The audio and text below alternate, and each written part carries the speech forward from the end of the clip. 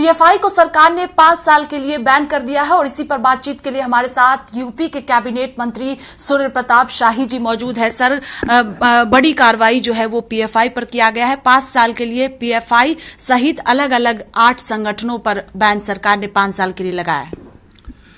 ये भारत सरकार का कदम बहुत ही प्रशंसनीय है।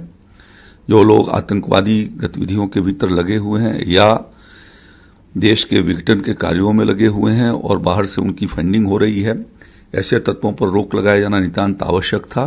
मैं आदरणीय प्रधानमंत्री मोदी जी को और भारत सरकार के गृह मंत्री आदरणीय अमित शाह जी को अपनी ओर से धन्यवाद देना चाहता हूं कि उन्होंने देश की सुरक्षा की दृष्टि से, देश की एकता अखंडता की दृष्टि से यह एक बहुत मजबूत और ठोस कदम उठाए हैं। इसके लिए उनको बधाई है। सर, यूपी में भी कई मामले ऐसे हुए थे, हिंसात्मक घटनाएं हुई थी जिसमें पीएफआई की संलिप्तता निकलकर सामने आई थी। उसके बाद ये कार्रवाई, अब लगता है कि इस एक्शन के बाद अब शांति का माहौल यूपी में भी रहेगा।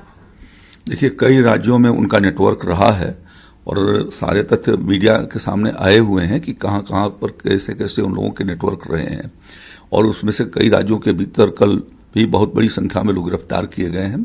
तो ऐसे लोगों का जो स्लीपिंग मॉड्यूल्स थे उनको ढूंढना और उनके खिलाफ कार्रवाई करना नितांत आवश्यक है, जिससे कि देश के भीतर जो विघटन करने का काम या समय समय पर अफवाहों को पैदा करके दंगे फैलाने का काम या आतंकवादियों को संरक्षण देने का काम, उनके जो लिंकेज थे, उसके लिए आवश्यक था कि ये कदम उठाए जाएं।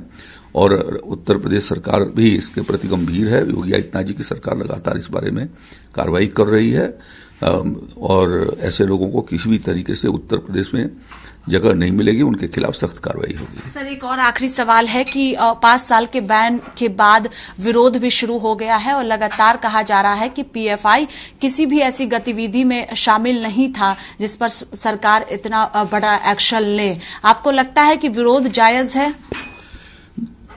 देखिए, विरोध करने वाले तो किसी भी अच्छे काम का विरोध करते हैं। वो धारा 370 को समाप्त करने का विरोध कर रहे थे, वो 3 तलाक को समाप्त करने का विरोध कर रहे थे, जब सिमी पर पाबंदी लगी थी उस समय उसका विरोध कर रहे थे। मुंबई के आतंकवादी हमले के लोगों के खिलाफ वो 10 साल शासन के भीतर रहे तो भी उन्होंने उनके खिलाफ कोई कार्रवाई नहीं किया।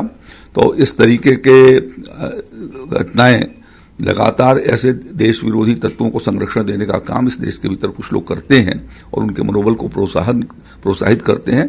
जनता को उनको किसी तरीके से स्वीकार नहीं करेगी और जनता ऐसे गतिविधियों के लिए बिल्कुल वो सजग है और ऐसे लोगों को कभी अपने यहाँ स्थान नहीं देगी और उन्हें इस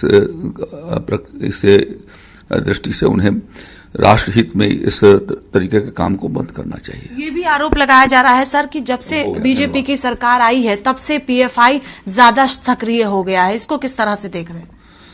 ये स्लीपिंग मॉड्यूल्स तो पहले से बने हुए थे देश के भीतर, विभिन्न राज्यों के भीतर, बेंगलोर से लेकर के और उत्तर प्रदेश के भीतर और बिहार के भीतर और कश्मीर के भीतर, दिल्ली में, गुजरात में।